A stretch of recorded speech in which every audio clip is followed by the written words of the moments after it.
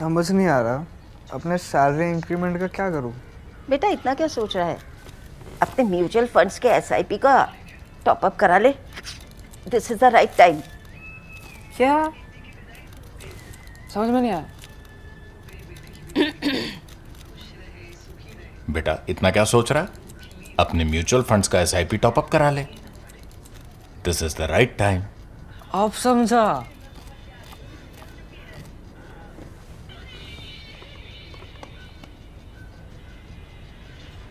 Mutual fund investments are subject to market risks.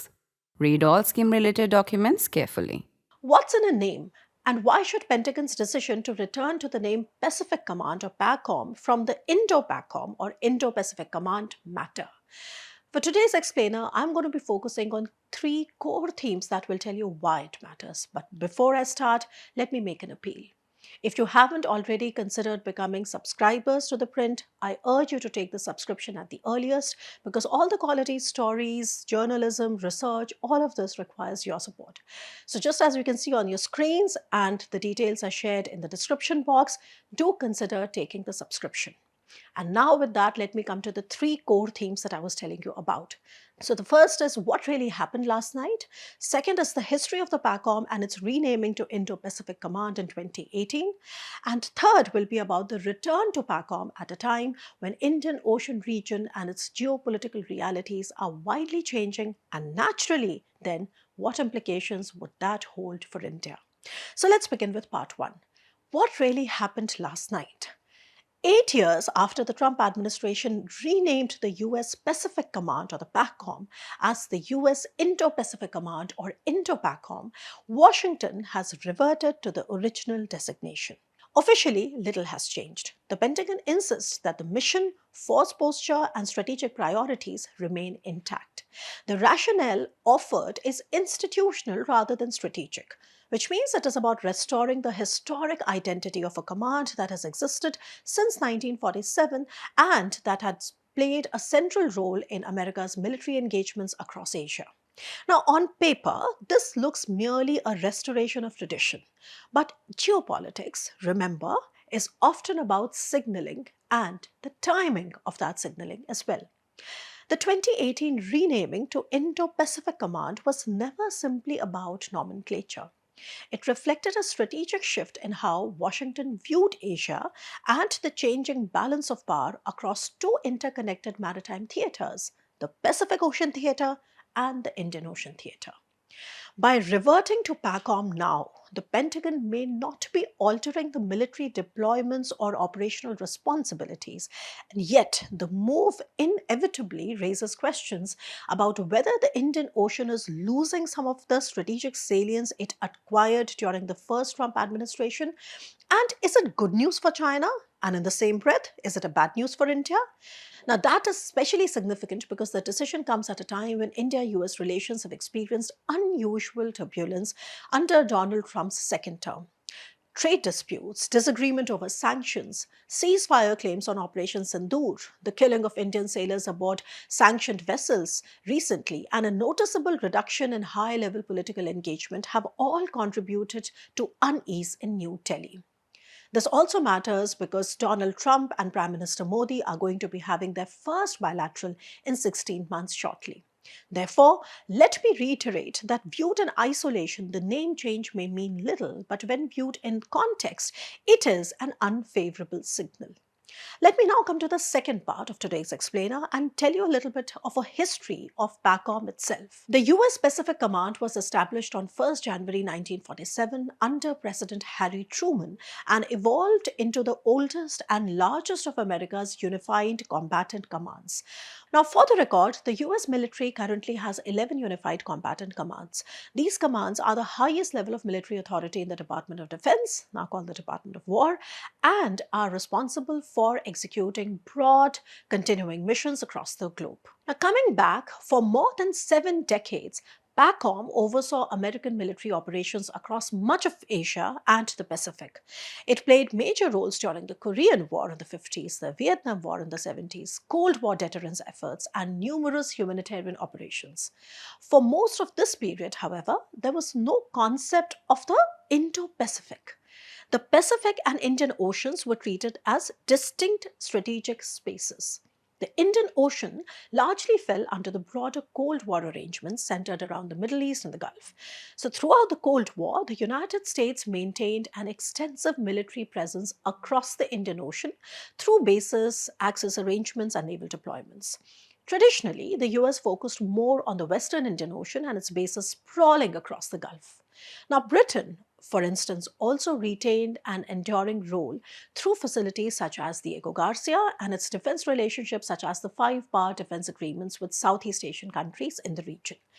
Now, what it tells us about the nature of the IOR per se is that the Indian Ocean, and pay attention here, Indian Ocean was a theater of domination rather than contestation, which is unlike its cousin, the Pacific Theater, a heavily militarized theater which contains major defense spenders and big economies such as Japan, South Korea, Taiwan, and China, and where competing territorial claims generated constant strategic friction, and most of the powers, with the exception of China and North Korea, have security treaties with the United States.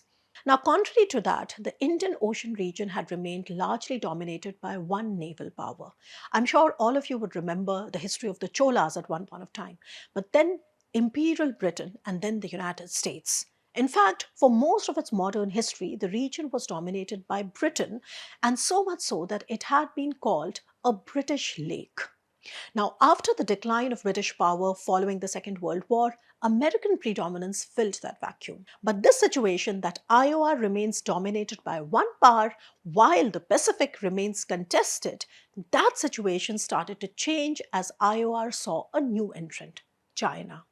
Therefore, the situation began changing dramatically in the 21st century, and the most important driver is China's rise, especially under Xi Jinping, who came to power in 2012.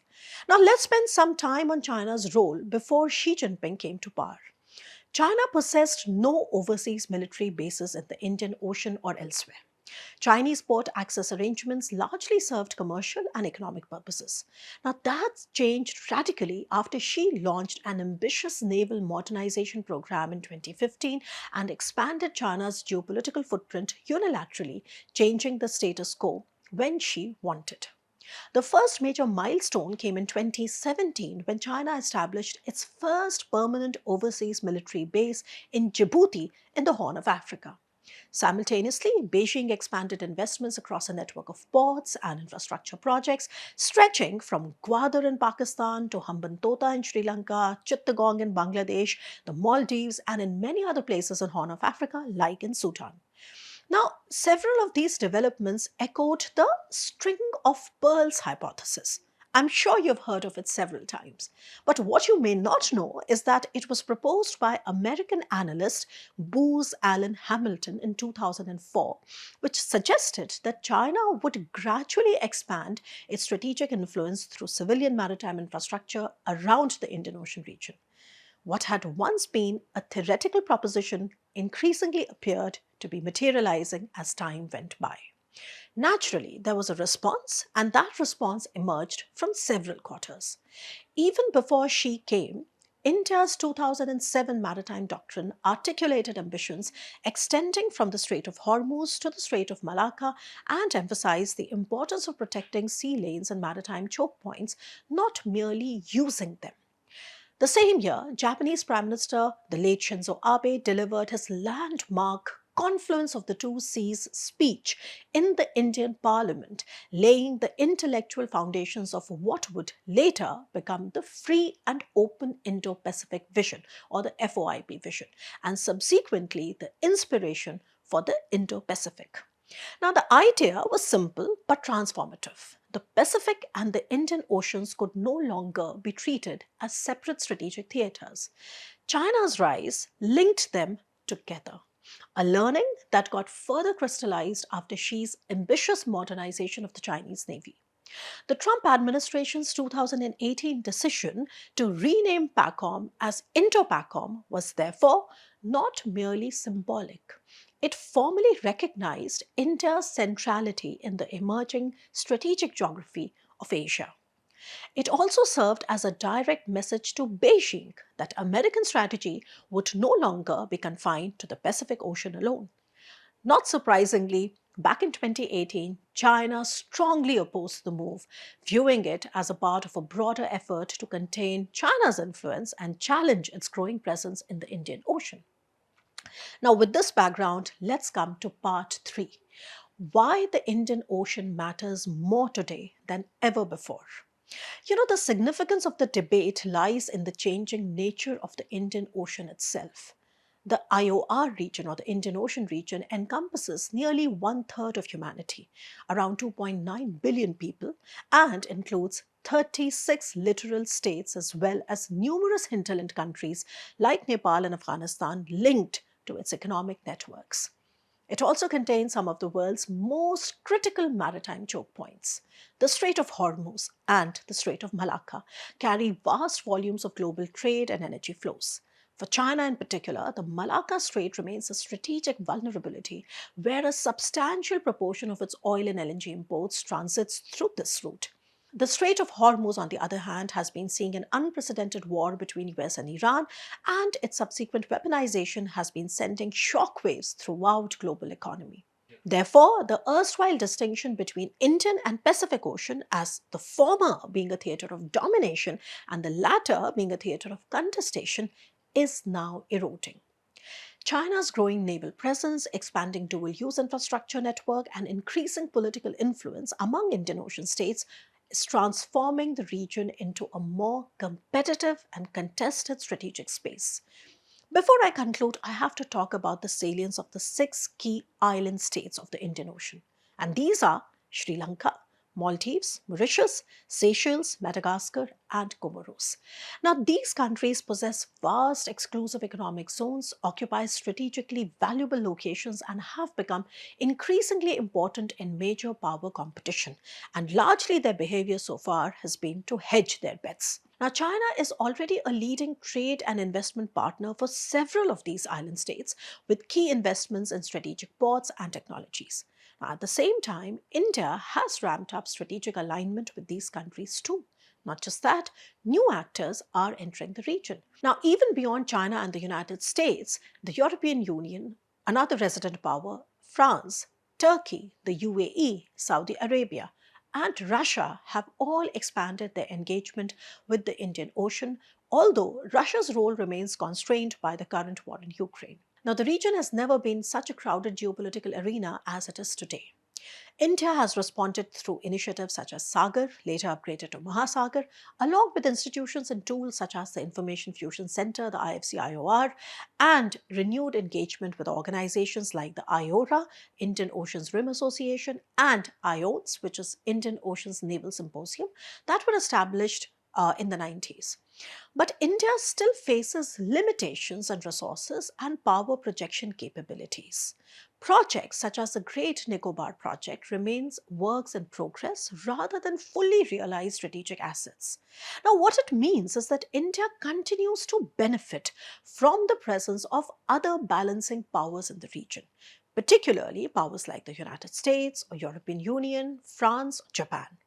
And in fact, India has also entered into triangular cooperation with countries such as France and the UAE for developing infrastructure projects in many of these countries. Now, to conclude the real takeaways here, the return from Indo-PACOM to PACOM does not automatically imply a reduced American military presence in the Indian Ocean because capabilities matter more than labels. I also agree that ships, bases, logistics networks, and bilateral partnerships determine power, not command names. And yet, symbols matter because they reveal priorities and set strategic semantics.